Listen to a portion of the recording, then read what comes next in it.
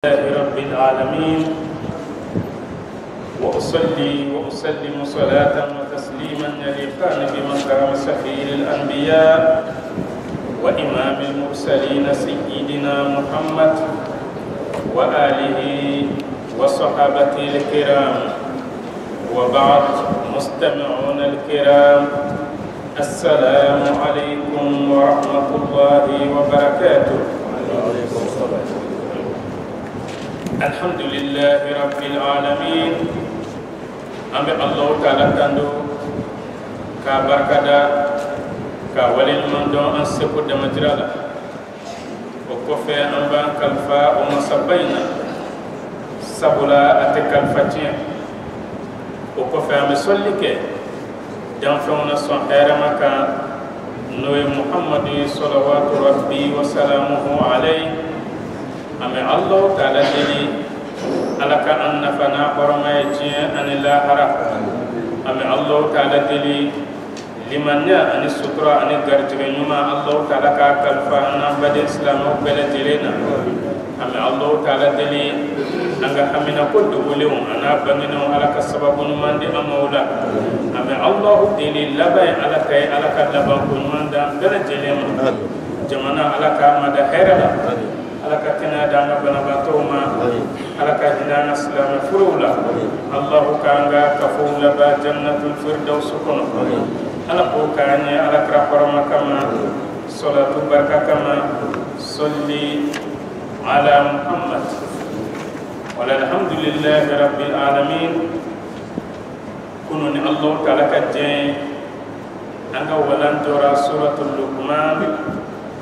alillabana. أمي الله دلي هرم فورا سورة اللقمان كنو على كأنه ويا أنام بدين سلاموي تور من فورا كنو على كأنام بدين سلامو بكشام. أمي نبي سورة من نبي نو سورة السجدة قرآن سورة بسبع أنفلانا نبي فوما كسجود سورة sujudu de koraye yere majiki o kuma ki yere majiki Allah ta'ala ningi te noroko bokola ka siri iddu sukuna e folo o bora boko de la ni anfa adama dani illa ba o bena laba boko inde la ni kabur kono duniya o kuma sujudu la Allah ini dene am Allah dele ambe min fo علىك أن السبب به. بسم الله. أعوذ بالله من الشيطان الرجيم. أقوم بالتمنين الله تعالى في كبوش الشيطان تور ما من كرا دعوتوي ن الله تعالى يأجي أقوم جبينه أجاشلي أمالولي أقول الجنة كنو نكنا بلادكما كلو كوكا أم الله تعالى دلي والشيطاني على كحجابه أناني نوانتي. بسم الله الرحمن الرحيم. أكو بينغا فسرين دامنه ني الله تعالى تكو بركة ماي من يجين نما لابولين تبي لا أرى نما كرين تبي دو أمي الله دلي ني نما فلين كلين بي على كادو نين أوغال جغلا جيتا عن الله أرتا ودلا على رسول الله عليه وسلم ناخذ كلارا دوميننا أو يرفنا كان قولا دكي أكما أكما الحمد لله تنوب الله تعالى اللهم اجعلها نعمة مشكورة على ne dumini min ke sisa nayi farkolu nema ake nema nebe nema min barkada tasiluha binaimil janna o nema in katubu aljanna nema la o kuma ame ala deli anga dumunu ananga lafiyaw nema ala ka tubu aljanna tala direct anga na somini dikun ani toroyi. Alif lam mim. Allah ta'ala ko ale kelen pe de la ka layini don ni kumakan nunu na ikomi an da temena a walawalali dɔw ka suran tɛmɛnenw na togo min. Tanzilul kitabi la rayba fihi min rabbil alamin. akoni Qur'an mi flen yede koni ye jikin fen de ye jikin fen ko sikatala da sika fui te Qur'an la ka fa bora dafen bele jelen daba mayoro sikatola hakli tigite sika ola islam yaraw ibado Qur'anay dafen ka kumate ima islam yaw ibado Qur'anay dafen ka kumate odila kafu yere ya sabati ka fo Muhammad sallallahu alaihi wasallam anane kumaka miye dafen tisekana ni ayi okuma Qur'anay ikado ikomi anga dina sodungo ba fo anye togomi ko dumini mina de do Qur'an dumini mina de yi nga dumini jume ba kono ala nya Israel dumini wala am sura minaka no suratu alif lam mim sajida abe foni sura ma min ahadil munjiyat sura min be adama den kishi kabo jiya mashiba anillahara lajrabilina nyangatama ni suran ye asuran dola kelinye odela ana dina teba ba la kale anye ka fa alaka sallallahu alaihi wasallam akun tisno ko abadan sufe na kuma ni suran kala ka tabaraka alladhi bi yadihi almulku wa tubala alaka kun tisno ko abadan fa ka ni suran kala ka tabaraka tubala ni ya ni suran fulakala ki da jiya toro foi de tseka sema tukune alaka latigete mina okuma alaka kunte da nama ni sura kala nga sura nu yere bebe be sura wolo flande ma o sura wolo flan kele bebe adama de kishi kabo jiya lajaba anillahara lajaba ma kabo jiya hamiduna kamana gwa anillahara de kun ana toro ma okuma sura afolo de ni suratu alif lam mim as-sajda asura folo de ni be adama de kishi jien anillahara asura fana okuma ode suratu yasin alefene kishi surandoye ni baleka abi kishi jien anillahara asura sabana ode suratu dukhan ni baleka alefene be adama de kishi jien anillahara asura nanina ode suratul waqi'a ni baleka abi kishi jien anillahara asura duruna hal ata hadithul ghashiya asura warana suratul mulk asura wuluflana suratul buruj okmani sura wulufla ni be nun kala akelengelen bebi kishi jien anillahara wani kelengelen be abi tanga togomi nin kelengelen bebe gartige dayela ko to ya fenana nunu bi tanga togomi abe gartige dayela ko to ya la na kacha la on be min labara ni surangolo fulana kachaya ode yasin ni amba ke ka toro noni amba ke ka heresama na to woro min be nin fena bebe toro noni togomi ube heresamati ودل ألكرك الصحابة دوبي رضي الله عنه ممنا أفاتو أكو كالبا كان نفلو بك سرقتي في سبيل الله ألكرك كو كتا أكو كابي كلانتك سرقتي ألكرك كو كتا أكو كابي سلسوك سرقتي ألكرك أمان نغر بولا ongani tei sahaba nanama demusu dibe bolo denketi ni ayi kan nafulu beke srakati demusu bina bolo tobodi tenko kale demusu kana suratul waqi'a no iza waqa'atil waqi'a ko alakra ko ni mawo ma benin kala eni fanta yate nyonyi okuma ni mbahirana ni sura nunu ube toro nyoni toko mi ka adama den kishi ube here samakana otugo ya kelina ola aginene no anfe angana nyine qur'ane sura shiko na krenkrene ala ni suran wolonfila an ka hakili to a la n'i ye nin kelen o kelen ta a kala bɛ minɛ i bolo suratu alif lam mim sajida kelen suratu yasin fila الدخان سبعة الواقعة ناني هل أتى ورا الملك الدور الملك ورا البروج ولنفلا وكما بفن سورة ولنفلا عندما هو المنتيات ودي القرآن دون كلا وكتي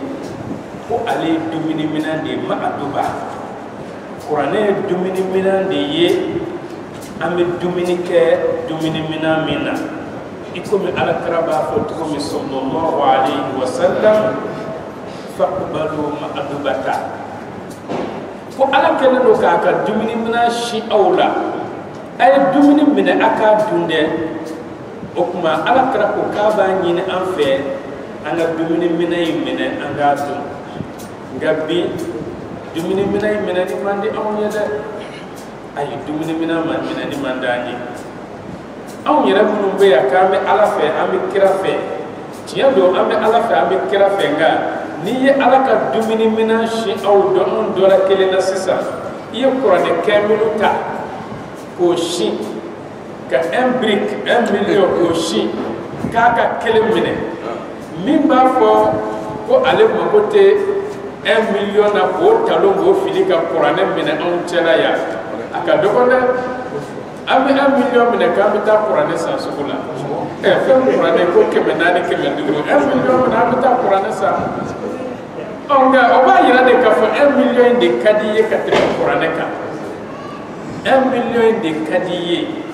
ka teme qur'ane ka konte i janye fe misali ebe muso min nofe ima soro on nana jira ela karsa muso fle okuma 1 million fle nimi kadiye ite wari nyew parce que madame ni ema le soro era tika sika dominique it sika jimi okuma ikon bete ikon kono minokoto hal ni ma kuma na ifeita ka kuma fam ni mugo ko karsa anda le se ka musoko indabla obeki tukuyi ngani mugo ko a karsa bi ko mi deni ya bi fe ko ibo ki teri ni 1 million no darete 1 million ereyo era be wartigi genga boy munasabula alikadiye ngata sura 1 million se ka muso wara furu monete 1 million ta ko meta muso do fu sugo kono muso ka cham on gam gomi meseka 1 million talon bi ka qur'ane gafa men on tela o ka doko o kuma Allah taala de dile ala ka sababu no mandi ama konte hanni ma na qur'ane gafa dima ka war binan dima adof lakat ko tikiliye aw adof lakat ko tikiliye on bi klem gowde an bikle moko nga folo moko iba soro olu be bawa binani na wadma 1 million na olu be qur'ane de mine sabula adamadiya ni ala ko ni dina ko de ka ko olu bolo ka temen na folo ka nga bi on nga fem bele jele bulo na folo de la o kum ala kara ko ko dumini mine shine do anano e qur'ane faqbalu ma adubata ay Allah taala ka dumini mina mastata'tum aw seku de majrala no y qur'ane ako ikado ni qur'ane min fle hablullah Allah taala ka juru de do juru mi niya mina tike to taala ni qur'ane min fle ale de noro bangeneye ni yi sokala e dusukun be noro ya ibe idrabu soro jiya kono ya wa alqiyamah jodo iba noro soro o kuma qur'ane min fle ambulo الشفاء النافع فرامي نبي آدم دين نفع كتمجيا فرا بكا ويقرأ ندي ودل ألكرك صلى الله عليه وسلم عليكم بالشفاء مباو من فرا فلاي القرآن قرآن والأصل أن الدين وكما نفلا نوم بكيا بنا منا نوم كيا بنا تي ندي مسكا بنا فيهم بان قرآن بوبا قرآن ركنا ني فرادي مغمي بقرآن حزب فلا كلا دو أتكي فرقلو كنيا تبو أنا كورتبو أني مغمي تاكلا أو تكليني قرآن فرادي أبي فرقلو كوكانا فرقة تبومي أبي فرقلو كنمانا فرقة أتبولا كونونا فين فرقة أتبويالا ودلا ni hadisa min filɛ cɛ dɔ bɛ yen Allah Taala ye jankaro bana bila a la a ye bana in furakɛ diɲɛ fan bɛɛ a ma solution sɔrɔ a la o tuma docteur y'a yira k'a fɔ bana in siga t'a la a b'a faga ɔ dɔ de nana fɔ a ye a ko karisa se b'i ye don ka nɔgɔ i ma ɔ i kɔni y'i yɛrɛ furakɛ cogo bɛɛ la i ma se ka kɛnɛya nka a bɛ Alakira ka hadisa dɔ la ko alaykum bishifaain al-Qur'an wal asal o tuma i tɛ ni hadisa in labaara k'a lajɛ wa o tuma cɛ in a nana sɔrɔ kuranɛ la don o don sɔgɔma a tɛ daraka bila a da n'a ma kuranɛ hizbu fila kalan n'a ka banako ŋaniya ye don o don sɔgɔma a bɛ hizbu fila kalan ɔ san kelen bɛ dafa yɔrɔ min wulili tun ka gɛlɛn cɛ ma déplacement ka gɛlɛn a ma farikolo tɛ se ka foyi kɛ docteur kɔni y'a kɔnna ni fura t'a la a bɛ fatu de bana in fɛ nka don dɔ a sina ka fɛkɛya a yɛrɛ bolo a tarabasɔrɔ a wulila a yɛrɛ ye a tagamana a dabali banna ɔ n'a ye fɛn o fɛn kɛ a tɛ digi a la a yɛrɛ kɛra i komi denmisɛnnin n'a y'a farikolo lajɛ cogo o cogo a ka kɛnɛ o tuma a taara dɔgɔtɔrɔso la u ye analyse kɛ bana min bɛ a la analyse y'a yira ko kabini Ala y'a da ko o bana in trace t'a farikolo la k'a ma deli k'a minɛ a ka ɲɛnɛmaya kɔnɔ Ala ko ko bana in de tun b'ale la ka na ni papiyew ye k'a yira o bana in de b'a la fɛnɛ wa siga t'a la olu ka dɔnni na bana in de tun kan k'a faga nka mun ye bana in ban Al-Qur'an kuranɛ de ye bana in ban o de la a fɛnɛ ye kitabu dɔ bɔ kitabu in man bon kosɛbɛ a bonya tɛ lahdar bɔ o tuma alaykum bishifaaini a y'o hadisa in de ta k'o walawala ka tila k'a yɛrɛ ka kisa don o kɔnɔ ni k'a teri diɲɛ a n'a kɔnɔmaw ma ɔ nka o kuranɛ bɛ anw ka so an ɲinɛnen don a kɔ an ɲinɛnen don a kɔ dɛ tellement occidentaux sera ka lavage de cerveau kɛ anw na fo an yɛrɛ tigɛra an ka fɛn bɛɛ la an ka fɛn bɛɛ an tigɛra a bɛɛ la hali i yɛrɛ denw ni den fila nana n'u ko kunkolodimi b'u la i ye kulu huwalaw kala kelen kunkolo la ka parastamol di kelen ma kulu alaw kala na min kunkolo la n'u tɛ ba la o bɛ taa fɔ a ba ye ko bɔnma fura d'ale ma awɔ k'a ye fura di dɔ in de ma ɔ ba fana b'a fɔ a ye n y'a f'i ye o ɔ munna sabula olu bolo parastamol in de nafa ka bon ni kulu huwalaw ye ka sɔrɔ kulu huwalaw bɛ bana hakɛ min kɛlɛ ka bɔ adamaden farikolo la a siɲɛ kelen parastamol tɛ da don parastamol usine kɔnɔ a tɛ se k'o kɛlɛ ka bɔ i farikolo la nka fo a k'a sɔrɔ i dalen don a la fo a k'a sɔrɔ i dalen don a la sabula kuranɛ de ma furakɛ de ni maa min dalen don a la o tuma ko kuranɛ fura de don fura min n'a bɛ an nafa ko kuranɛ ismatun liman tamassaka bi ni maa min y'a minɛ ni takaju ye abi tanga ka bo jiɲɛ tɔɔrɔ ko ana masiba ko bɛɛ ma lahara kamana bɔ ana jawili a b'i kisi ka bɔ a bɛɛ lajɛlen ma i komi an ye suratul munjiyatu minnu fɔ sisan a ko kuranɛ ale tɛ jɛgɛ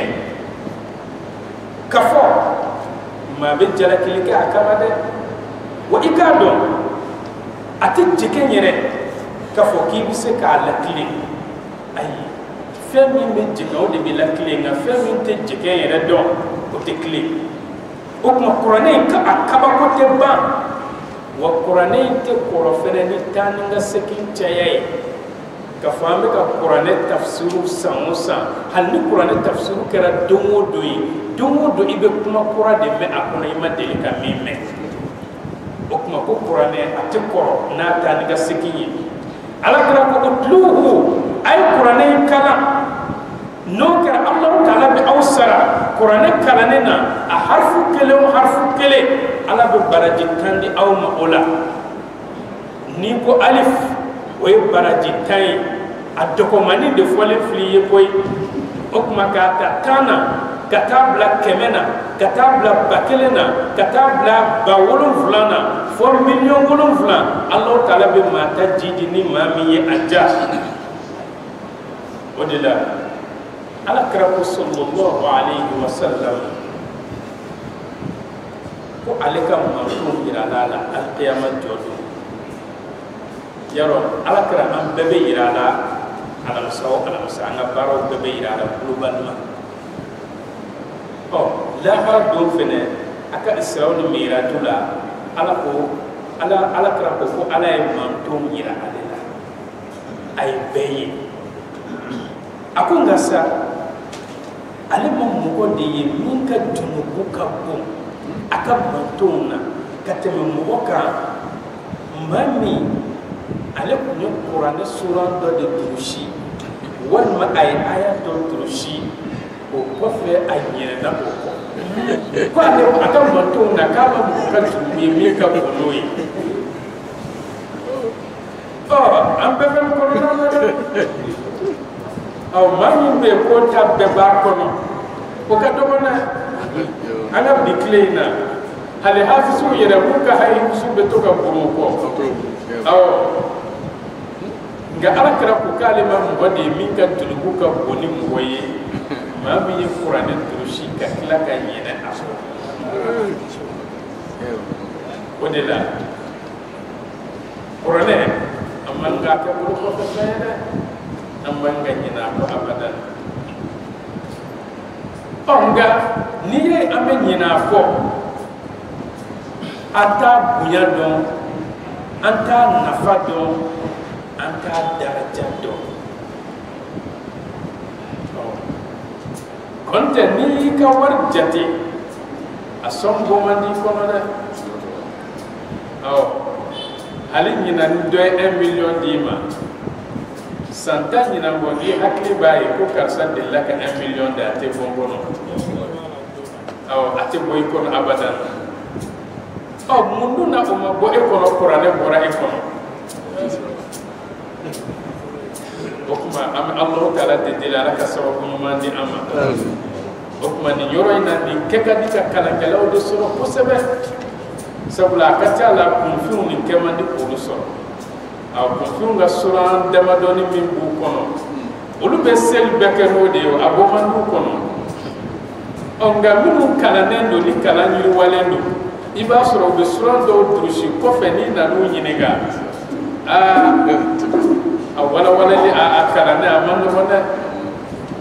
o tuma fo an ka hakili to kuranɛ in de la o de la an bɛ Alahu Taala deli Ala ka sababu ɲuman di an ma o de la alakira b'a fɔ tuguni a ka kumakan wɛrɛ la a ko maa si tɛ e bɛ kuranɛ kalan k'a dɔn ka tila ka ɲinɛ o kuranɛ in kɔ tugun ko alikiyama jɔ don ni e ni Ala bɛna ɲɔgɔn kunbɛn ɲɔgɔnya e bɛ Ala kunbɛn ɲɔgɔnya i kunnatɔlama de e ka kuranɛ kalan k'o durusi k'o dɔn o bɛɛ ka tila ka bɔ e kun na tugun lahara don ko e kunnatɔlama de bɛ Alahu Taala kunbɛn ɲɔgɔnya o ni fana fanba be kalangala bonda de koyi o de la ala kira be sɔrɔ k'a fɔ an ye kuma wɛrɛ la a ko maa min ni kuranɛ sɔrɔ foyi foyi t'a kɔnɔ o be kunfinw kan ko o tigilama b'i komi sokolon binnen est ce que mɔgɔ mako b'o la wa o kuma i jija i kɔnɔna kana lamɔnya kuranɛ la awɔ i ye kelenni min dɔn i jija o ka mɔ kosɛbɛ n'o kɛra i bɛ fara so ɲumanw kan nka ni kelenni yɛrɛ ma mɔ e misaliya b'i komi sokolon ni a binnen don an bɛ alahu taala deli kuranɛ ye ala k'a matarafali nɔgɔya an ye o kuma kuranɛ ko kisilan don a bɛɛ bɛ mɔgɔ kisi nka suran 7 bɛ alakira y'o ta kɛrɛnkɛrɛnnenya la ko ninnu ye kisi suranw ye u bɛ adamaden kisi diɲɛ kɔnɔ cogo min saya sigara la u bɛ don i ni sitanɛ tɛ se ka kulonkɛ i la kaburu kɔnɔ kaburu bisili u bɛ don i n'o cɛ kaburu ɲangata u bɛ don i n'o cɛ lahara don kamanagan n'a jawuli u bɛ don i n'o cɛ fo ka t'i se alijanna kɔnɔ o de la alakira b'a fɔ sallallahu alayhi wa sallam ko cɛ dɔ fatura ka sɔrɔ a tun bɛ nin suran 7 in dɔ la kelen kalan nka a tun kan ka ɲangata sura in de wulila k'a jɔ alikiyama jɔ kɛnɛ kan ala karisa kun dumelen don ne kalanni kan n b'a ɲini fɛ i k'a ka surunna don minɛ ne kama o kuma ni kuranɛ ye maa min surunna don o ye ala ka kumakan de ye o kɔrɔ ye ko ala yɛrɛ de ye i surunna don o kuma cɛ in kisi sababu filɛ o kuma an k'an sigi an k'an sɔgɔ suran 7 in na an ka hɛrɛ b'o de la diɲɛ ani lahara an bɛ alahu taala deli suran ninnu ala ka a kalanni ala ka matarafali nɔgɔya an ye ala ka an nafalan bɔ a la diɲɛ ani lahara ala kira bonya kama salli ala muhammad am yaquluna iftara ako yala o kuma adamadenw bɛ k'a fɔ ko e muhamadu de ye kuranɛ kalon tigɛ i yɛrɛ ye wa ayi muhamadu ma kuranɛ kalon tigɛ dɛ bal huwa alhaqqu min rabbik ako i k'a dɔn kuranɛ ye tiɲɛ yɛrɛ yɛrɛ de ye ka bɔ e muhamadu daba ma yɔrɔ a jiginna ni jibirila ka wahayu de ye litunzira qawman ma atahum min nadirin min qablik nka kuranɛ in jiginna mun kama walisa e muhamadu ka maaw sɔn siran maa minnu ni sɔn siranni kɛ ba ma na u ma ka fɔ e muhamadu ɲɛ n'o ye makankaw ye kabini ala ye diɲɛ da ciden kun ma ci makan a n'a lamini ma fɔlɔ ni ala kira tɛ o kuma ale de ye ciden fɔlɔ ye min cira makankaw ani diɲɛ bɛɛ lajɛlen ma ɲɔgɔn fɛ o kuma k'i k'u sɔn siran ni ka alahu taala ka diinɛ in sira yira u la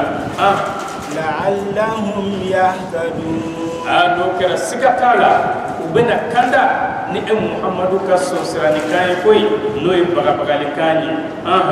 Allahu allazi khalaqa as-samawati wal ard ako alahu taala de ye masa ye masa min ale de ye sankaba 7 sigi ɲɔgɔn kan ka sɔrɔ piye tɛ a kɔrɔ ni na dugumakolo fɛnɛ sigi ka sɔrɔ a sigilen tɛ fɛn kan a gulonnen tɛ fɛn na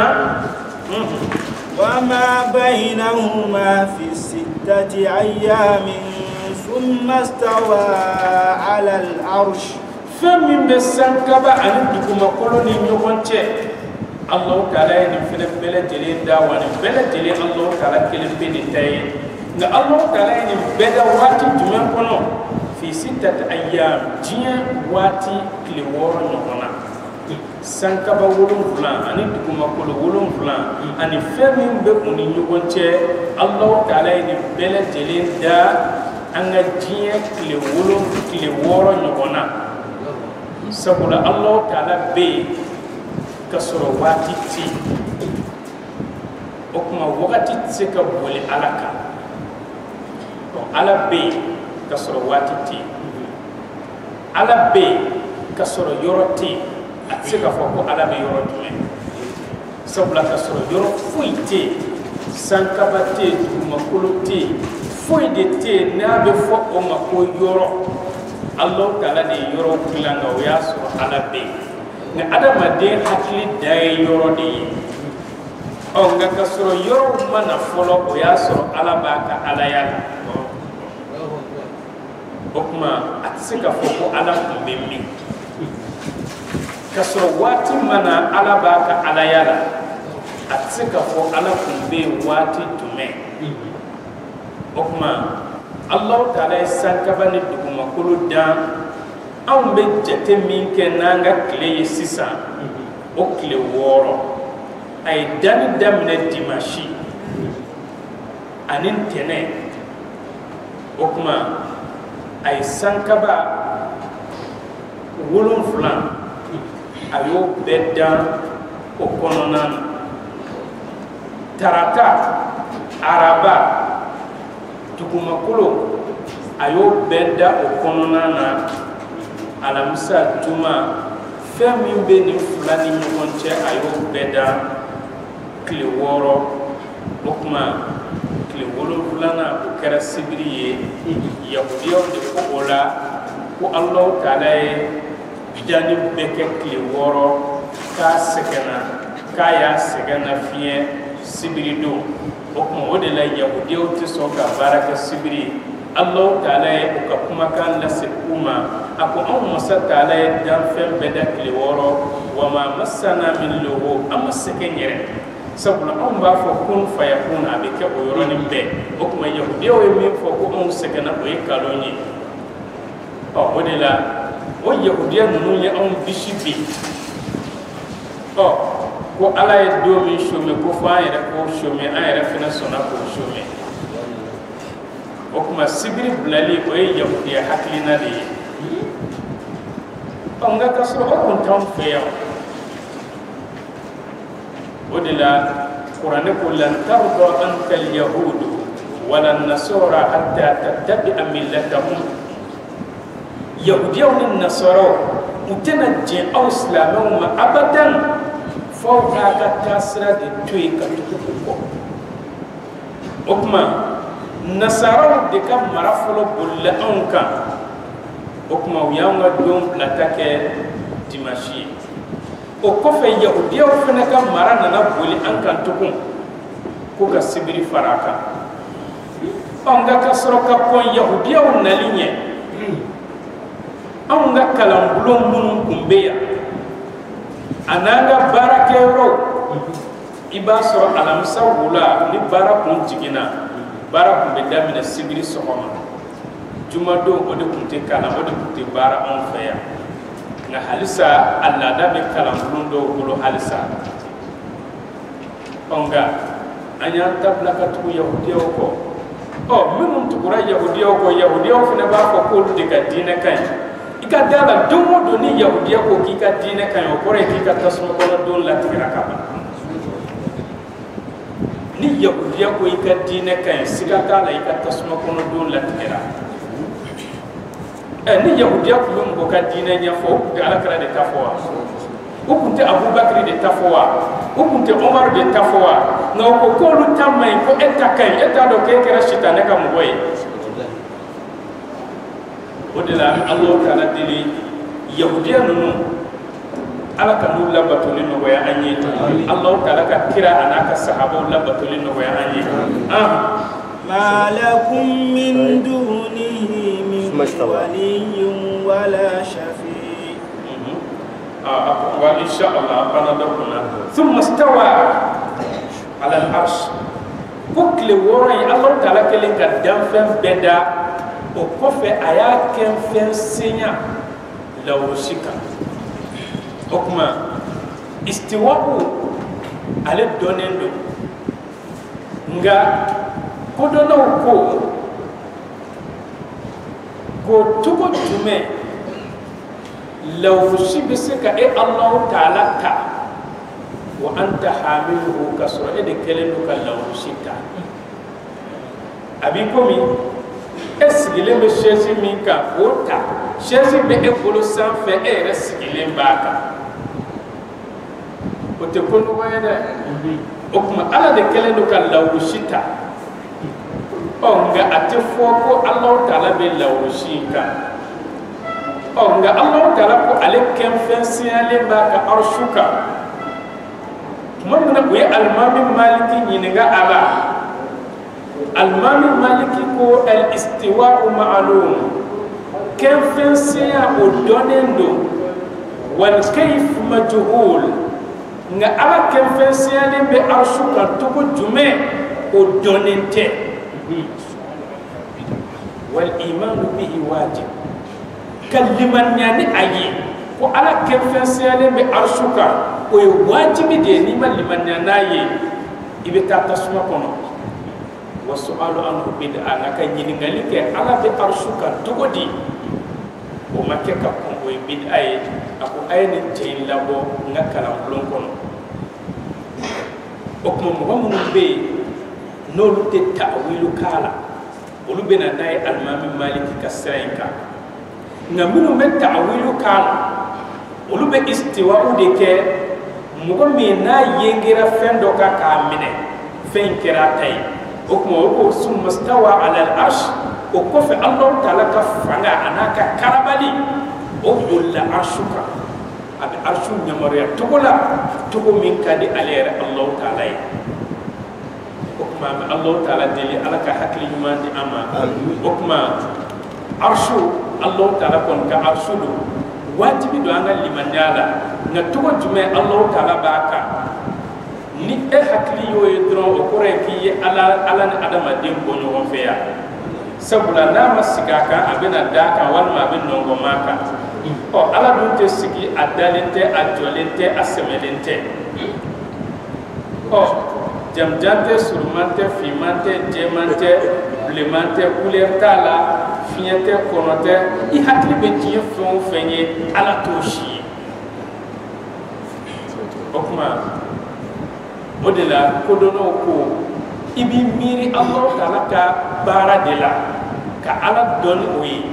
nga ko hakli tiku sika miri ala ere jatila ni miri la wala dro min kafriya sabla Allah taala jati hakikat sika soro tiye kono ya to yashi okuma Allah taala ka ken fensira aka arshuka okuma ko fen fuyi de te Allah taala kanala min waliyin min bisaka aw bishi nyogonya ninga aw deme okuma wala shafi surunan dum ba referente min bisaka aw surunan dum al qiyamah to keneka ni Allah taala ka kishi anaka sababa yate afala tatazakkarun aku yalla aw temiri katashiwa ka donc fo ko be Allah taala tay ninga ko di Allah taala ma يدبر الأمر من السماء إلى الأرض أكو الله تعالى بكونيو دبرتك كابو سكبا نيجا تجينا يدكم كلو كوكا كو كنا بك الله تعالى بلدلين دبرتك أبي بوسافة أن يمريا بتجي دكم كلو كا ثم يعرج إليه في يوم كان مقداره 1000 سنة وكفى كونين بلا جلم سكين كتا الله تعالى ما دونا دومي ني أدم جراكرا سام بكلينيه مما تعودون أو بمن جتي أو كجيه سانا وكما الله تعالى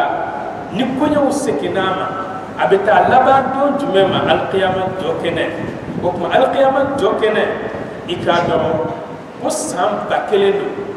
nga aya wara bena ale ba fo ko 50000 sana sam ba biduru nga niye ni kuma ka fulay taka leje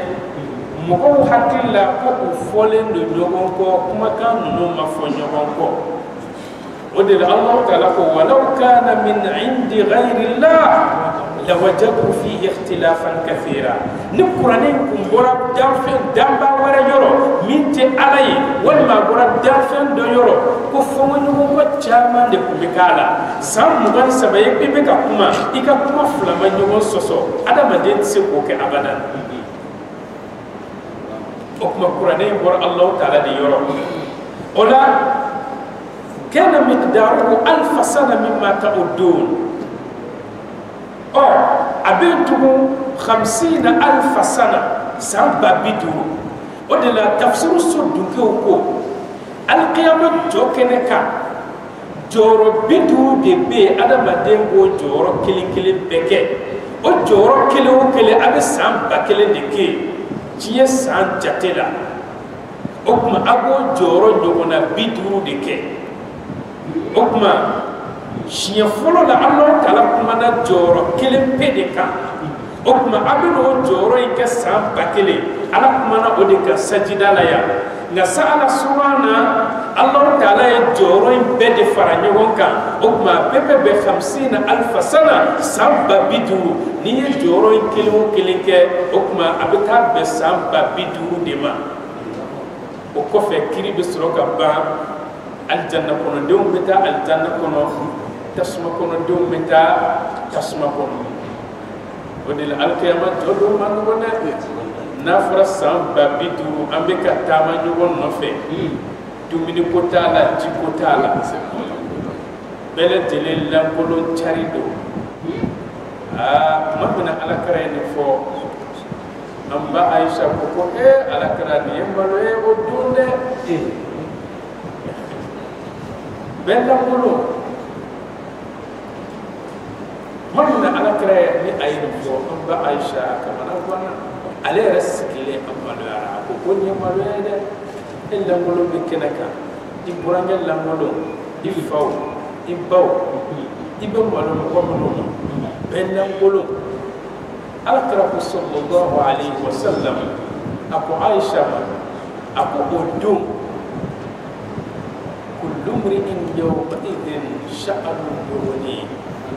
kungo dobi la odum abi nyina beka kungo ko be kungo mimbi la odonde abi nyina bele jelen ka kungo ko aw niya ibe ngodo lawra late ama shofe idala de aw na shofera idala era haklite mu wore yo hali hakliti yere kuma te mu wore ma aw jiere balo fitini ndoro o de la ambar makam be wadul ke ya no al bashir kasura be Egypte duko ko yere trasi do sera o luka yoroma ngai abasu ka yoroma fajri masse nga asuru nyana jika nana ko duko ko be ka yere fo Egypte fando o ayasura lere be ker o do o be kalande yana ale ba fo tuko mi kabini kiborya nana bede girina bebe ka boli ka jigi sangani kofe anana fo ko duguma ko yerere ka ma se u ka yoroma be ka mana gwanembe fe na kabina fo ko duguma ko yerere ma se mugo hakli sigile ni minya bubiro ba finitale la on vitesse be do so kono okuma atokera yele ko yere mo bolo sa jaga mugo la bolo bora u be yere kelen be be ka mana gwanendo ndam mugo shita do ko illa ngolondo dawni ploti be nyogona daw langolondo dawni fini kurunu be nyogona nga kuma bena fora ka ma se mugo solo la ka donne ko jaga an langolondo o e jien la jaba fitini ndronye kuma tella haratama o kuma be Allah taala dil alaka sababu ma di ama amin o kuma 50,000 sana ani 1000 sana mugo chama kama nabe kwanina kuma chama mugo ba fo ko ni flaya fla kuma famu nga aya flay kan la yeni la har jokene ka joro bidu de be joro kilo kile abe sam bakile nike na sam bakile ke abe boy abe na sam bakile ke abe boy abe ta sam bakile ke fe o shiye bidu o de la alqiyama jodo man ko da de mo Allah taala ba fo ko yawma yaj'alul wildana shiba dingeni min wolola doro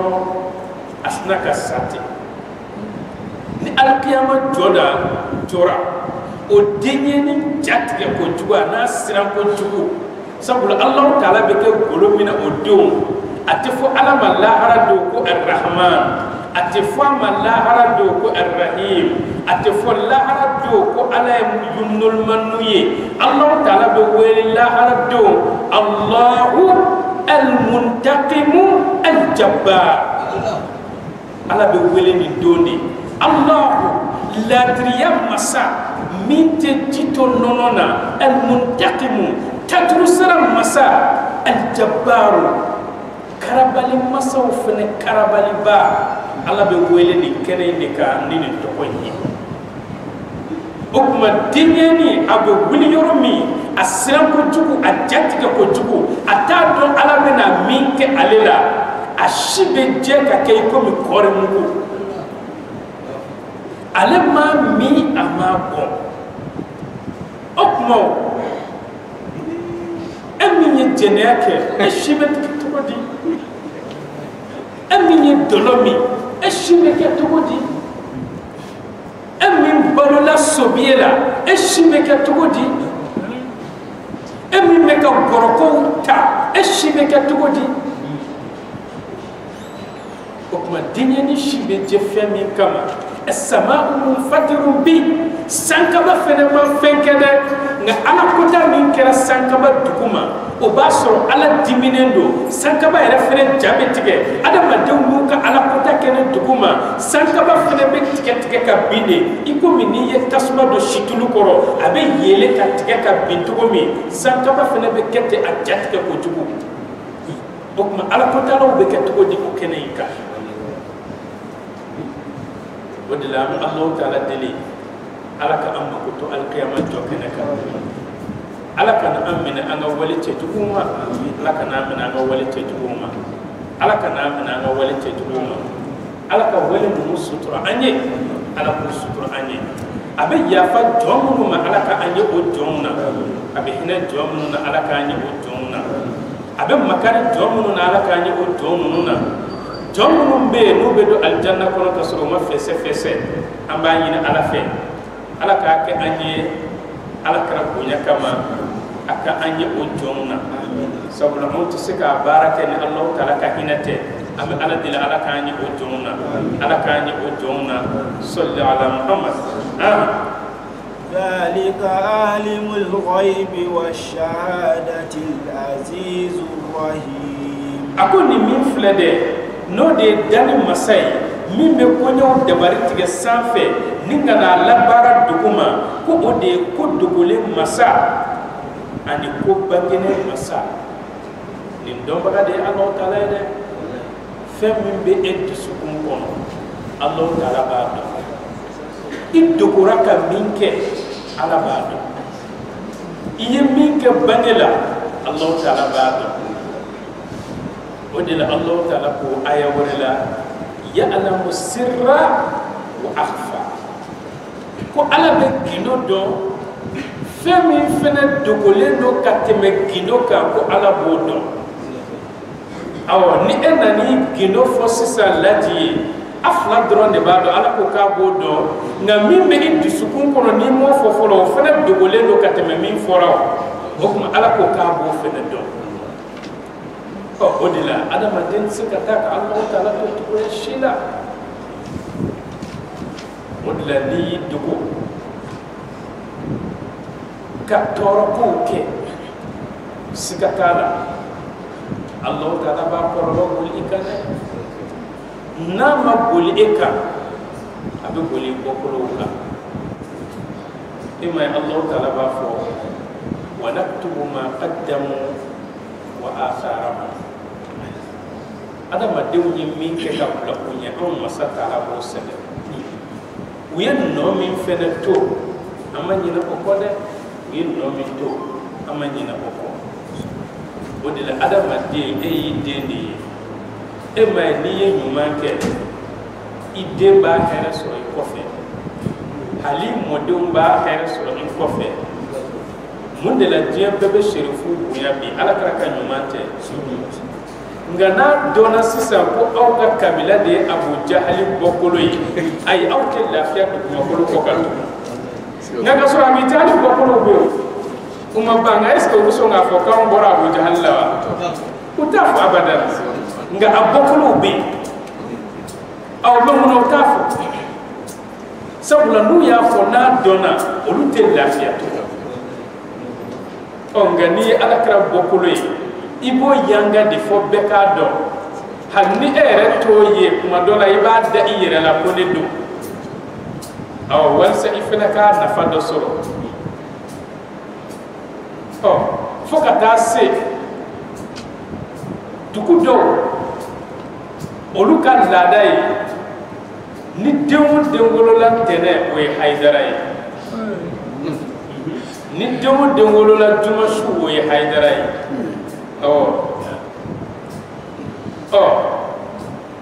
yɔrɔ nin kɔni nin ye kanu kɔni dan ye nga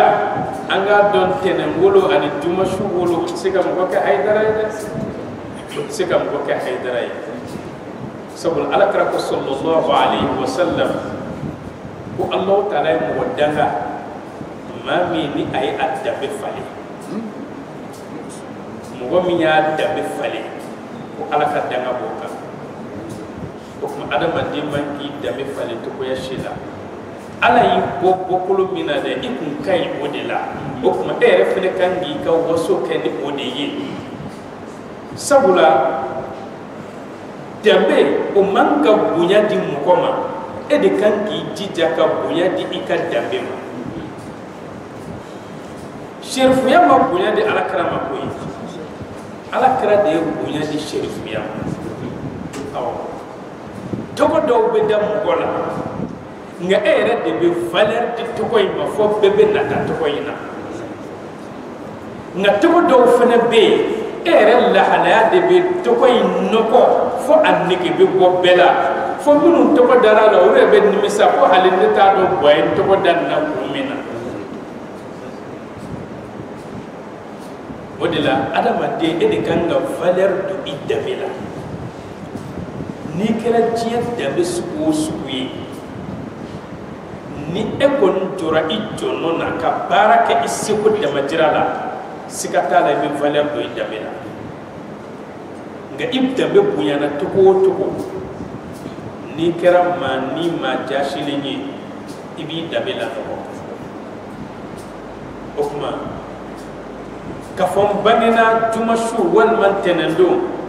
o tɛ maa kɛ hayidara ye dɔw fana bɛ yen n'u sogora ka kira ye ni dugu jɛra olu kɛra hayidara ye ninnu fana bɛ yen o hayidaraw bɛ yen hayidara kalite damadɔ bɛ yen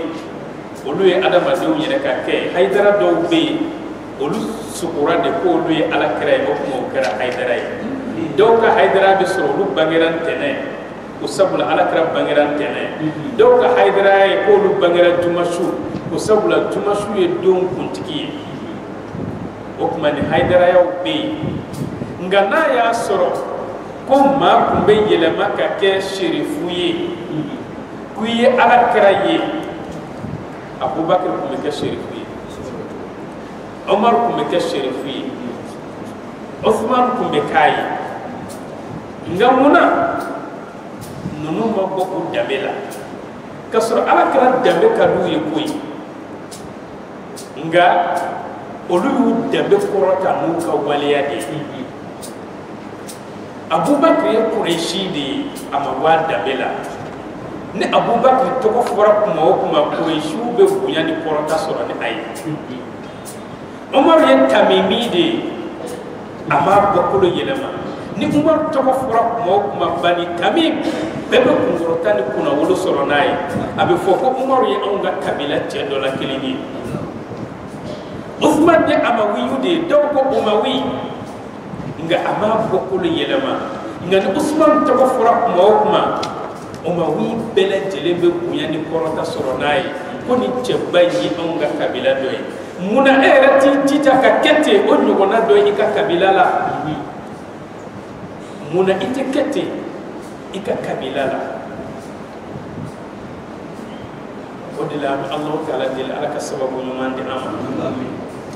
bɛ ala deli lahara don kamana gan a n'a degun ala k'a ta ka bɔ an n'an baden silamɛw bɛɛ lajɛlen kan o tuma ko dogolen dɔ b'a masa ani ko bangenen dɔ b'a masa Alahu taala kelen pe de don i y'i dogo cogo o cogo ala b'a dɔn e ye min kɛ ala ba do ye min fo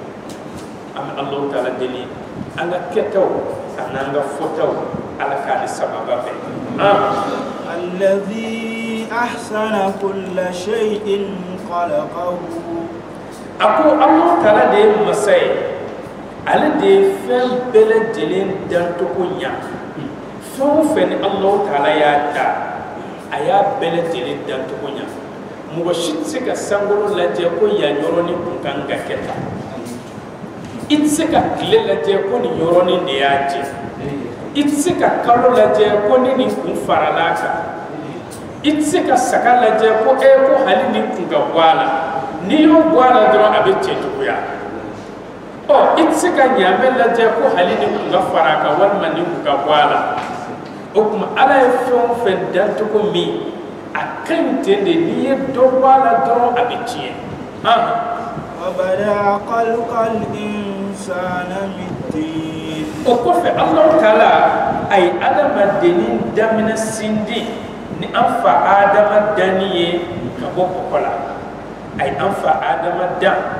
na yere kam masaya bulu fulay ma ti tuya do bulu minane ali Allah taala te o kuma ay anfa adama dan ni ka fene dan to ko cenya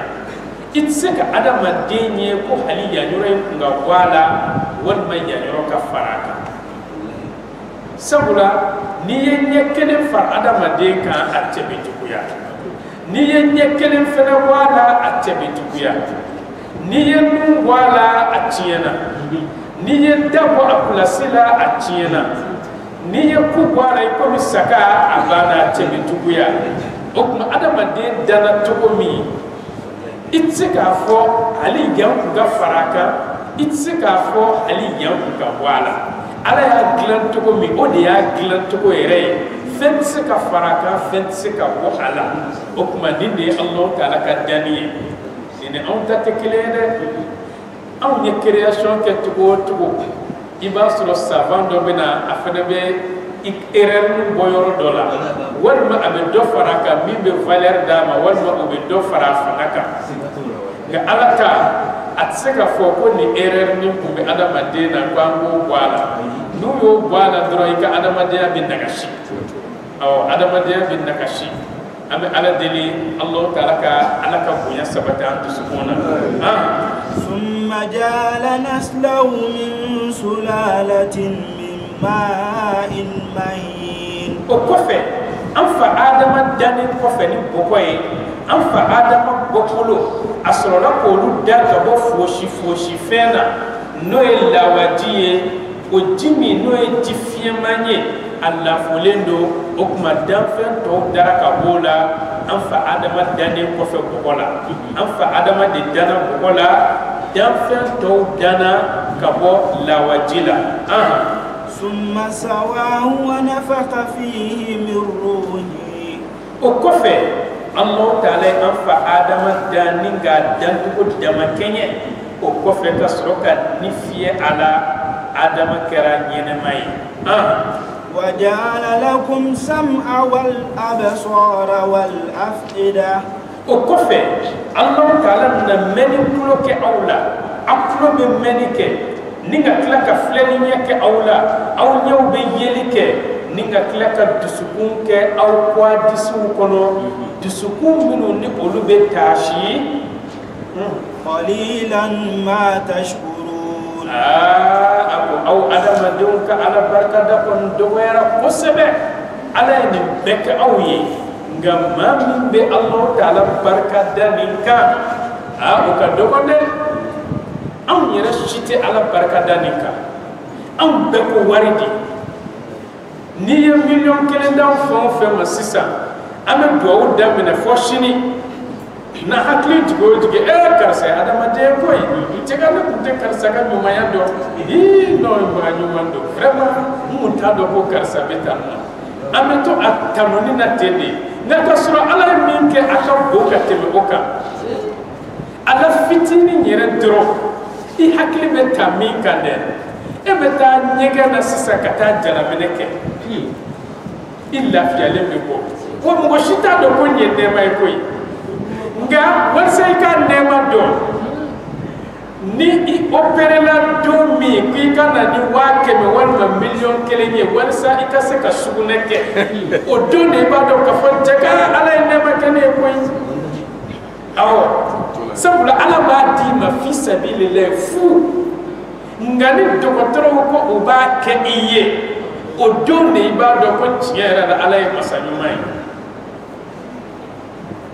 ibeta ninga na ibe bana ko ta ke gonsa ite war sara fui ibe lafia nga dowo do ni o desera ka bo ni ala ko te talabo ta se adama deuma ni dokotoro ko o kuma fani opere war sa akase ka bo o don iba do ne ka fo tiera la jaka ala kumene la ja ne be ni ke futi ala te war menana na numbe ka ke de million o kuma adama den se ka ala ka nema do na de kunti ila odila halite dumiyere jado fo kongo kimene e ba sisa shuntiga la jika di beda ni shuntiga ba e jibla da era ba ye iba fo ko kabine ala ya da ka kunte jami do jila de o jide be na da ko o jade be na da ko munasabula adese be ala odila femi na bi bulu ita nafado o kuma Allah taala nyedi awma fiento de be nyen nafado Allah taala kulo di awma kulo gere de be kulo nafado Allah taala bolo fula di awma bolo tigi bolo tan de be bolo nafado ay sen fula di awma sen tan de be sen nafado o kuma mami na rete se ka jala mena ni operation te o de be jala mena nafado mami tise kata bana kota la ni operation te o tigi la ma de ba nafado o kuma fe na bi bolo ita nafado iko mi on be ji nafado sisa to mi ngani sumalo bana ante nafa foi do jila awo ni yera ko mo ka ji di ma na ko ta di ba fo e ji drowa awo nga sumalo fe ni ye suntige jini ni ma soro na ni ko jija na ko te ita fo jidro iba de ta kala kama sai ga jaga suntige munasabula iba valer do odila Allah taala ko kay ni beti umma nga ko mo mi ba sigika miri ni na ko ka de ko odila emay ala kara ko na mbora nyekana anga fo alhamdulillah alladhi adhaba anni al-adha wa afani tanu be masay masami sofeta ka bonni la ka kila kan lafia ibe lafia do soro ni boranye gena ibe farfon do soro ti kun kofe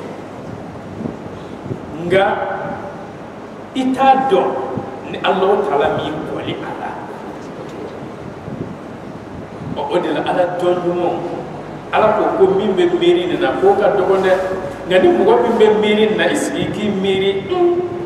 mugo do be sisa olu ka jalamina e wardi u ka bana ko tay wardi okuma ala ne lafiya sisa fi sabilillah o ne rabbina ina ika fantonna ibogo nyega na fantan don ni soja ala iye lafiya okuma fene bena dese bato don lafiya mi ye ala ka kolawi ni dumena ni ka sukuna banati mene bana kota banati mene ngani man no bana e bo ka dodi aman no nga e bo dodi min kede o de fry ale de mi kede au ibo mindi o de be adama de kede sarakati re de fry sabul ala kara sallallahu alaihi wasallam dawu mardakum bisadaqa ayaw ka bana bato furake ni sarakati ni tiyen de ko trop bekera bana mina sarakati de go bana furake ngambi on nyina ne do sarakati ko ne an karilendo ka Tunisie bieta wa kemeni ko aller retour katanyere laje ka siki nga an karilente ka o klante loy wa bishegi ko di fantando ma ko do kenye ala ka lafiya dia nga kata ti avion tiku teke olu kata shina e hotel la o kadiye nga ka di ala jondoma o ka ka dembaya balo ka farida mastrafa misrila o ka gera no kera Allah taala fana betay kan nafulu toni bele tele de diyo sabula masro ala kola wa abeta iddi kunkola ami Allah taala de dilala ka sababu nyuman di am وقالوا أئذا ضللنا في الأرض okuma kafiri nunu bena fo nunu be lahara don nangaro ni an tununa ka bɔ duguma kolo kɔka ka fɔ an fatura an kɛra buguri mugu ye أئنا لفي خلق جديد yala an bena kɛ dantogo kura de la tugun wa an bena yɛlɛma ka bɔ buguri muguya la ka tila k'an dan dantogo kura wɛrɛ la wa بل هم باللقاء ربهم كافرون الله تعالى ko kuma yula de ikado kafiri nunu o kafiri yale nunu daba ma kumbe nyoya de ye olu kon hakilla ko lahara do ko o tetiye ko ta do fada kuni Allah ta'ala bina nyogon kumbe nyoya قل يتوفاكم ملك الموت محمد afo kafiri nunu yede ko melekal mautu de bina aw ni mine الذي عقل بكم ثم إلى ربكم ترجعون ملك الموت جمندو أو نمنالي كونيا ترك السماء ملك منا ودمنا أو نمنا ده وسكتالا أو بلد لبنا سكيكا أو دابا ماما القيامة توكنكا ودلا ملك الموت ala kira ko ale kasana yelena ayas lenye sankaban nanina akumulo be arsu duguma ase sambara fula be duguma kolo wolo fulan duguma ako ale melekal mautu yi jiya bela jele ba tege kono iko mini drome kelim la itege kono be togo mi aba yelema togo la togo mi kada ni drome kelim bi tege kono o fando yeli be kono ma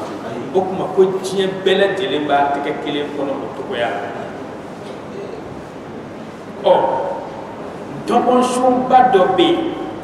adama de bele jele ni be inni furabulu be o kuma ni mina kuma suruyana aba do to ko mi ko karsa ka tijali sera en ni be furabulu mina abe nerea lo nereara o kore karsa ka tijali suruyana o kuma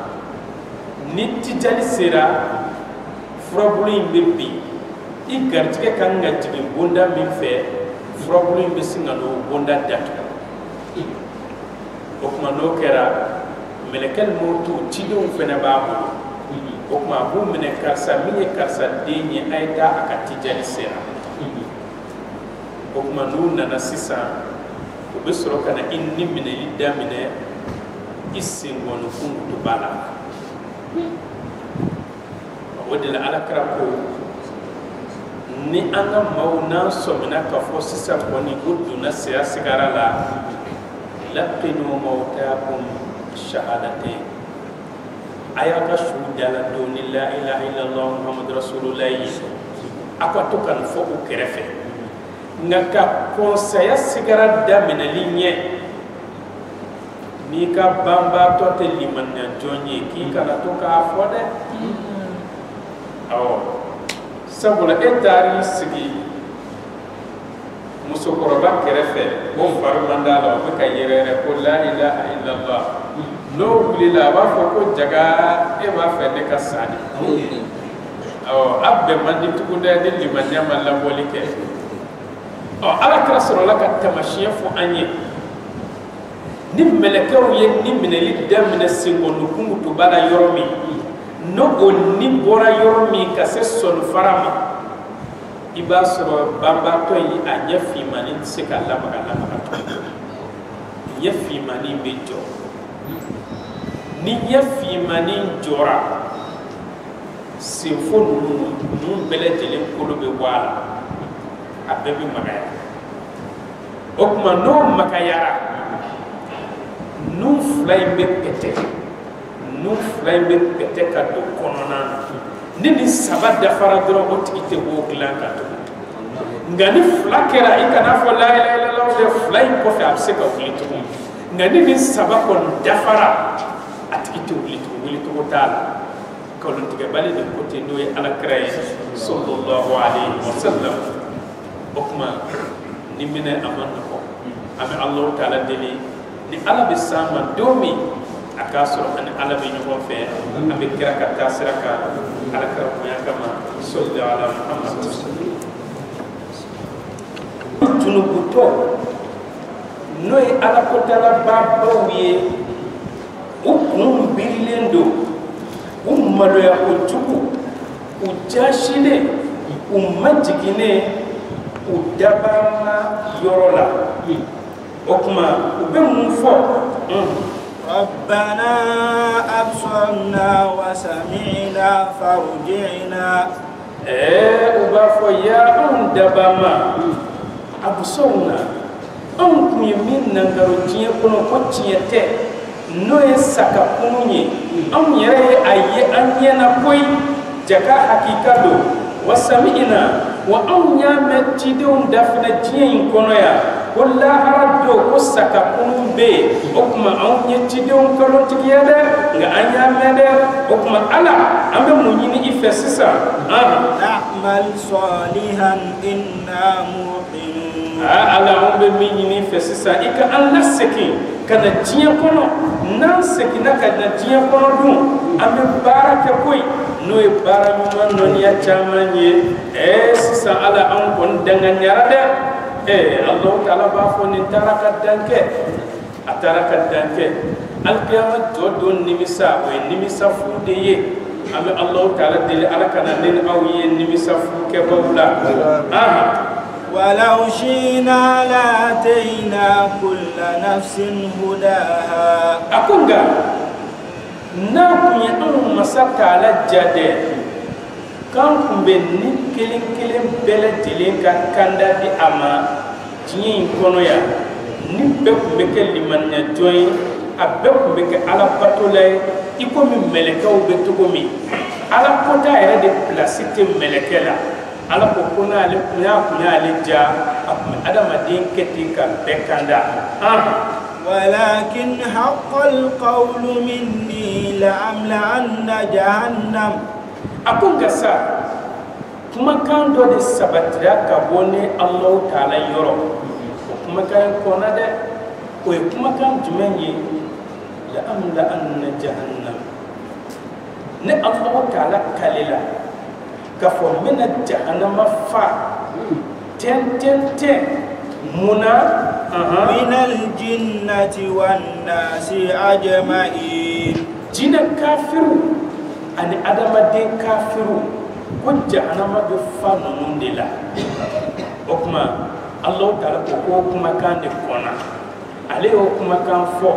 okuma Allah taala dum ko ma yubaddalu alqawlu ladiyya ale ka kuma kan te fali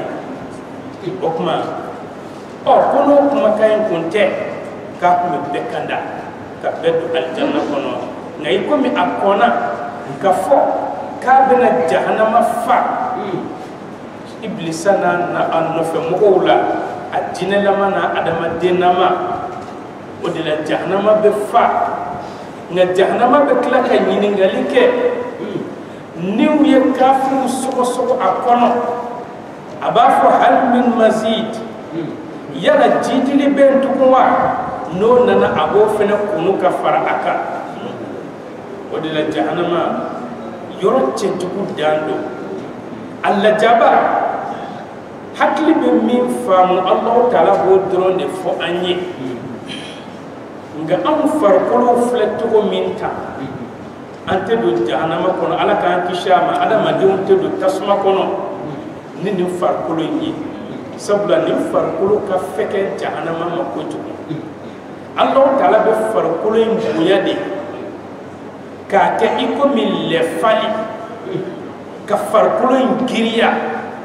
wal sa tasma se ka ferama to mi nga onata giriya be tafsiru so dunga wa fo anye to mi naw dadru be ka sama kata o jahannama ima akortolen be ka kono abto ka kuna bo ka ulaje naw be ka se wal manaw te ka se akorto ko jugu o ba soro afunu nendo na ya kuna bo ka ulaje aw munu be kana na te to e sanke me du tama afinteni mi be da aw kan ka ta ngolo fo se abu be be bondu kuma o ba ala ba fo kun bunu numbe yele tugu o yare e ma do akono foro ni do na kono be ta tugoti ودلا جهنم هني تكو يأكلوا أهنا بدويلا هني تكو إتصوني جهنم يينا هني تكو إتصون أكادوا أكون أم الله تعالى دليل على كأكيد أنا نيوانشين بكم هو جهنم يافني بوندا ولون فلاني لها سبعة أبواب جهنم سوف نكتبوني نيواني أو jahannama su ka tuguni ñoy ko tugu wala jahannama so mi ni alif finteni ka bon ko sebe ko mo ba fo ma hawiya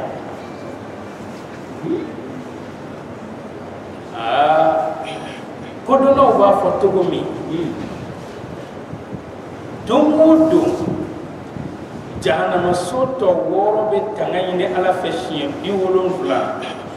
hawiya tasma bolto kana do kono telma buse ko nafara ko adama dembe na ta do bodi kono tasma be tangayni ka bo tasma be toroma ko ta adama dembe horede bodi la ame ko kuna komi na ta sonto ko donde na sonto ko ala kray ha fanye de asonto ko ikatu ala ko ikatu bale muhammadu ko no kare to ko jina am allah taala dira ala kana to ko jina فذوقوا بما نسيتم لقاء يومكم هذا حكم الفنن او يننا او كبدونكم من يويا منكم no illa haradon ko men wayaye anyina limin kera ko aya ko lon nenebi inna sinakum ikado aw yera fena be aw to la jabala ninga anyira lanyina aw ko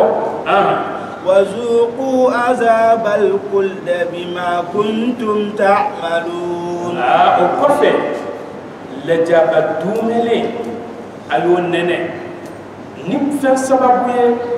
aw kumbe ka min bara dum ko ko kan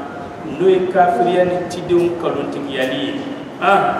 إنما يؤمنون بآيات الذين إذا ذكروا إنما يؤمنون بآياتنا الذين إذا ذكروا بها أكو إكادو موبد لمن يات ni aw masata laka aya no qur'ane ma tumun de kodo alladhina idha dhukiru biha ma nu hakli tikina aw masata laka aya wala okuma amina se sujudu aya ma ambele jelenka an labe sujudu shartu fo seljika ke illa uraka sutra ikanyeshi alkabama nini shartu kele yika sujudu je ni yake nafatala onga nisira sujudu ayama selti bila lawra sutra lendu inyeshi nendo alkabama okuma ni Allah taala wele femu fena atelia ana sumaya obe ala bolo ika soro jiya kono ya wadma ala ki ablayni lahara obe ala bolo na adote bi aw adote bi abadan na Allah taala be mo tabla minan kono ini min kaka okuma anga labe o sujudu asetodo o mamu besno ko la suno ko sel di tien fendo ni suno ko radro sharia la ika sel di tiena okuma anga haklito fenana sabula kuma dola do besno ko o selbe jo be klaka wuli ka bosno ko la kasro fo ko e boronto ko kele hereke o kuma selti be tien patini boroshi abi shunchi aw ngom mi se ka datri ke ni patini boroshi ko pati jatti se ikan kono akado na dun jasre kan kono do shunchi na ya ki fika se ha ya ki pasrita dunia fika se skila lisun sarao ibashu na tiena dra bisara o na tiena dro ibasara Allah kala dilara ka ko nyali ko nyumandi ama okuma nganga be amena se sujuduma خروا سجدا وسبحوا بحمد ربهم وهم لا يستكبرون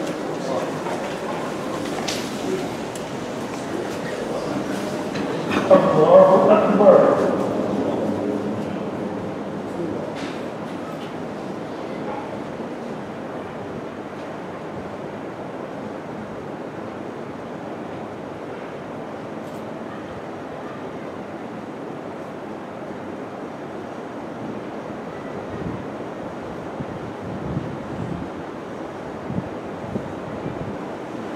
الله أكبر الله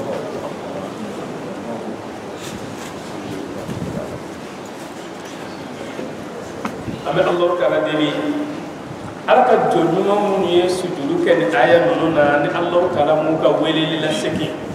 على كنا ويلي لسكين أنقل ليني هرمو على كوسبتي أجي أتورمو على كأنكشاما wasa an korta ala ka da bema am minni ala bolo here ko la ala ka jado an garjigala am srafon fenya toro ko ala ka kisha bele telema yeko fula herama am ala deli ala ka do an garjigala ga yeko fula toro ma Allah taala ka an kishi ama am Allah taala deli ala kana ke ma fe mayi ala kana ke ma fe mayi ala kana ke ma fe mayi Allah taala kana to jafala ala kana to namarala ala kana shi desanya reporo am bokolo ala ko bilan ka di ama sabati ala kana waya ani Allah taala deli minum be kamana bwana sigiro kola sigiro barka mala ka to anu ganjala minu yere be kamana bwana furu kola furu barka mala ka to anu ganjala minu yere be kamana bwana barakola barayro no ala ka no waya ani minu yere be kamana bwana denkola dembe ala bula ala ka do anu ganjala minu yere be kamana bwana hammi warawla banaw bola famara bola Allah taala de ba beka hammi do katim anyere kunka hera be min ala ko latige hera te min ala ko yele makko ke hera may ala ka horoma kama sallallahu ala Muhammad o ko Allah taala ko ako ikado mo ben liman ne on masata ala ka ayawi manu ni on masata ala ko fora yormi kharu sujada ubesuku bin kata sujudu la wutentu alaye wasabbahu ubeklaka subhanallahi foke bihamdi rabbihim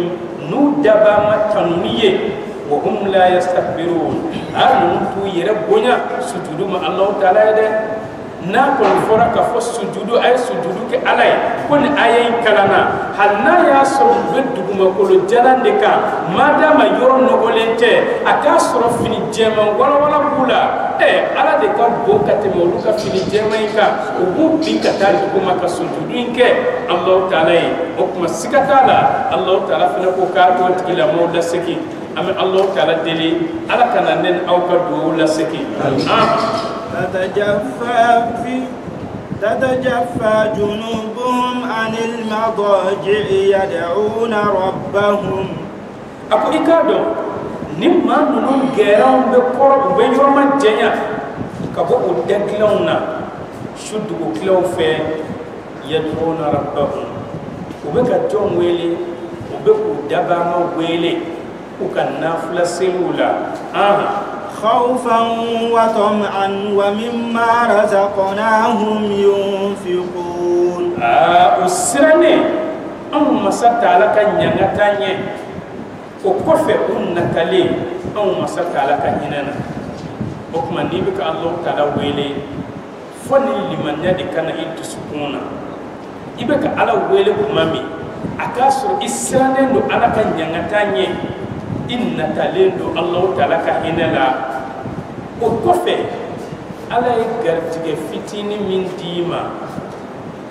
ika dodi mawfena ma e kafsani ma min ye aw ni fene do jabi shartu badi ni ye do ke tuko tuko ire kunyi sarakati do ko aw Allah ta'ala ko ka fo baranuma ilayhi yas'adu al-kalimu at-tayyibu wal 'amalu as-salihu yarfa'uhu ni ye kuma kan nyuma fo o be yele kata Allah ta'ala yoronga baranuma o de ba korota o kuma ni ye do ke shudu kila fa ikan naflo la ire wal sa ka korota ka jabi teliala ni dugu jera baranuma do kede fendo boka di ma do mami e kafsani minye wal mami bi ni ala ko che o kuma ikis ka Allah ta'ala laje ودل الله تعالى تتجافى جنوبهم عن المضاجع على جنوبهم غيرهم بكرة كباب دغلون كا شبتو كلوفه منكما نافلا سلكما يدعون ربهم وبكو دبما ويله خوفا وسرنه على كان ينغتانيه وطمعا ونتلي الله تعالى كهنولا ومما رزقناهم ينفقون حكما o ala wele ko fe on ala on masata ala gartige min duma de o klara ko nafakati no kara bintu ko te e ka do la to do nyuma nyere tenya ni sarakati te e may ko ba sarakati ba de be atukuma ni ko karsa nyama ika ko ba do kenye ala wele strafe o ba amma ko be sarakati ba fene de la e may ala sallallahu alaihi wasallam afakuma gora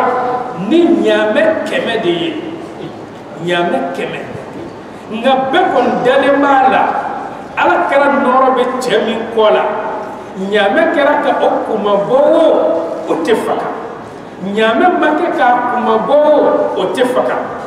no fagara o ma ala ka laydu be wuliya ala kara mana folo abe chemi kola o be se kasa onga mundela akuma gora ni nyame keme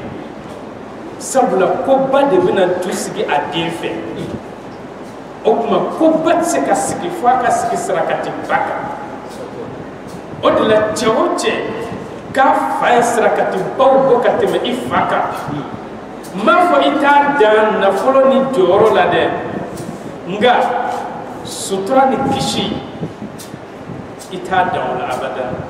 wa ni ko cira aw cɛ e de bɛ malo ale tɛ malo o kuma sarakati baw ninnu de ɲininen do nga bi maa min bɛ se ka sarakati ba bɔ o ka dɔgɔn bi dɛ o ka dɔgɔn bi awɔ an yɛrɛ b'an bolo don an pɔsi kɔnɔ ni dɔ ko bi ka gɛlɛn ma n'i bolo bɔra n'i ye a kun labɔ n'a y'a sɔrɔ biye verte do i bɛ bolo lasegin awɔ n'o lasegin na i bɛ tila ka bɔ n'a ye tuguni n'a kɛra bilenman ye i bɛ sɔrɔ k'o do tigi ma ko nin y'i garijɛgɛ ye mɛ k'a sɔrɔ ni fɔlɔ min bɔra o de tun y'a tigi garijɛgɛ ye parce que e y'i bolo don ka bɔ a bɔra ale de kama a ma ko e yɛrɛ kama nka munna a ma kɛ jɔn ye e y'o lasegin mɛ k'a sɔrɔ n'i y'o d'a ma ni ala fana tun y'o kɔfalen yira i la i tun b'a dɔn k'a fɔ tiɲɛ yɛrɛ la ala ka kɔfalen nimisa tɛ a la o de la n'i ye fɛn o fɛn di ala ma ala b'a kɔfalen d'i ma madama ni limaniya bɛ i la ni limaniya b'i la ala b'a kɔfalen di i ma o de la an k'an jija an ka ala welew kɔfɛ hali n'a kɛra dɔrɔmɛ kelen dɔrɔmɛ fila o di mɔgɔ ma min ka fisa n'i ye ala ko la walima mɔgɔ min n'i ka fisa n'a ye adamadenya baara la n'o ye balocogo ye o kuma i jija i ka sarakati di nin yɔrɔ fila la n'o kɛra i ka duwawu a bi man di o de la alakira sallallahu alayhi wa sallam a ko an ba Fatima ma don dɔ a ko da'i fi yadil miskin walau kana dhil faqr a ko ni dɛsɛbaatɔ n'i y'a ye k'a nana i ka so n'a ko a di ala ma ni foyi foyi t'e bolo fo sakan dɔrɔn jeninen k'i ko jeninen ta ka di a ma i kana sɔn a tɛgɛlankolon ka segin nin de ye ala kira ye bokolo ana bokolo bora muso min an ba Fatima abe ko ladini ni o de la emma ya Ali ibn Abi Talib ale gɛlɛya y'a sɔrɔ a taara dɔgɔ ɲini ka dɔgɔ tigɛ kungo kɔnɔ k'a d'a kun ka n'a feere o de la karamɔgɔya kɔrɔ tɛ ko n tɛ baara kɛ karamɔgɔ jumɛn bɛ yen k'i ka bon ni Ali ye ɔ i b'i ka karamɔgɔya kɛ k'i ka wajulu kɛ k'i ka alimamiya kɛ ni baara t'i bolo jɛnɛ da i kan na i ka t'i kɔfɛ mɔgɔw ka lɔgɔ ci i ka balo la o de ka fisa i ka to i kɔfɛ mɔgɔw nɔfɛ man nasɔngɔ sɔrɔ bi Aliyu tun bɛ jɛnɛ ta ka taa lɔgɔ tigɛ kungo kɔnɔ nka bi tellement anw ye diinɛ faamu a kunjugu kan n ko kuma dɔw la n'a fɔra ko alimami bɛ baara la mɔgɔw bɛ kabakoya alimami yɛrɛ bɛ baara la wa mɔgɔw bɛ kabakoya mais ni alimami ma baara kɛ jɔn de bɛ na alimami ka denbaya balo a ko to aw bolo aw dala don o don karisa ɲama ni 100-200 ye wa o tuma maa fɔlɔ min ka kan ni baara ye o de ye alimami ye maa fɔlɔ min ka kan ni baara ye o de ye diinɛ lasela ye diinɛ lasela man ka to mɔgɔw nɔfɛ dɔrɔmɛ 1 dɔrɔmɛ 2 ɲini na n'i tor'o la n'i ma kɔlɔsi i bɛ dɛsɛ ka tiɲɛ fɔ sabula maa o maa n'a jɔlen don n'i ka nasɔngɔ ye i tɛ se ka tiɲɛ fɔ a ye abadan o tuma karamɔgɔw kana jɔn baara la Ali ibn Abi Talib a ye lɔgɔ tigɛ ka n'a feere a y'o don dumuni min na a nana di an ba Fatima ma a ye dumuni tobi dumuni mɔna yɔrɔ min fantan dɔ nana jɔ a ko fi sabilillah kabini dugu jɛra fɛn min tɔgɔ ye dumuni a ma da ne nɛn kan Aliyu ko an ba Fatima ma a ko dumuni fara ɲɔgɔn kan i k'a d'a ma o tuma i ka ji kɛ daga kɔnɔ ka kɔgɔ k'a la k'a kalaya denmisɛnninw k'o min o tuma a ye dumuni fara ɲɔgɔn kan an ba Fatima ma kuma Ali y'a fɔ cogo min a y'a kɛ ten a y'a di fantankɛ ma o tuma a taara dɔgɔ wɛrɛ ɲini k'o fɛnɛ feere o dumuni fɛnɛ mɔlen u sigilen bɛ u bɛna dun yatimɛ den dɔ nana a ko fi sabilillah ne fa fatura bi ye ne tile 2 ye dumuni ma da ne nɛn kan o ye Ali fɛnɛ ka denbaya tile 2 ye o ma dumuni kɛ dɛ Aliyu ko Fatima tuma dumuni in ta i k'a di yatimɛ den ma fi sabilillah Fatima ye dumuni ta a y'a di yatimɛ den ma a taara dɔgɔ wɛrɛ tigɛ k'o feere o nana don dumuni na a y'o tobi dumuni mɔlen u sigilen b'a kunna kɛlɛminɛ jɔn dɔ nana a ko fi sabilillah bi ye ne tile 3 ye dumuni ma da ne nɛn kan Aliyu ko Fatima ma dumuni in ta i k'a di kɛlɛminɛ jɔn ma Ala n'a ka kira bɛ anw bolo yan Fatima y'a ta k'a di a ma o yɔrɔ bɛɛ Alahu Taala ye aya jigi maa minnu bɛ yen n'u bɛ fantanw ladumuni wa yatiman wa asira u bɛ mun fɔ innama nut'imukum liwajhillah anw bɛ ka aw ladumuni ni min kɛ tan an bɛ k'a kɛ Ala de kama la nuridu minkum jazaa n ye dumuni min d'i ma i k'a dun k'a fɔ i bɛna baara dɔ kɛ n ye k'o ka nisɔndiya o y'a sara ye n mako t'o la wala shukura k'a fɔ yɛrɛ Aliyu a barika a y'i kanu fɔ ne ye k'a a barika fɔ Ala ye Ala de y'i garijɛgɛ a la o tuma a bɛ fɔ ninnu de ma ko Ala jɔn nka jɔn bɛ se ka nin kɛ anw na bi an ba Fatima tora nin lahalaya la fo farigan nana da don dɔ a ko Aliyu ma ko pomme de nege b'ale la k'o de bɛ sɔn k'ale kɛnɛya koyi Aliyu taara dɔgɔ tigɛ a y'o feere a ye pomme san a natɔ ni pomme ye ay ma do sigilenye oko aliyuma ako fi sabilillah ne mangana koy nga kom nege de benela aliyu akamana kona ala muso be sokono ko kom nege balela desa bato fina ko kom nege be alela okmale kan nga ketukoti nga a hakili jigina ala karaka kumala ki kana deli kala lasik wa ala kara yɛrɛ ka ɲɛnamaya kɔnɔ ala kara ma deli k'a fɔ garibu ma ko ala ka ani sɔn ayi o ma kɛ garibu kana jɔda la fi sabilillah ala kara ma deli k'a fɔ ala ka ani sɔn nka bi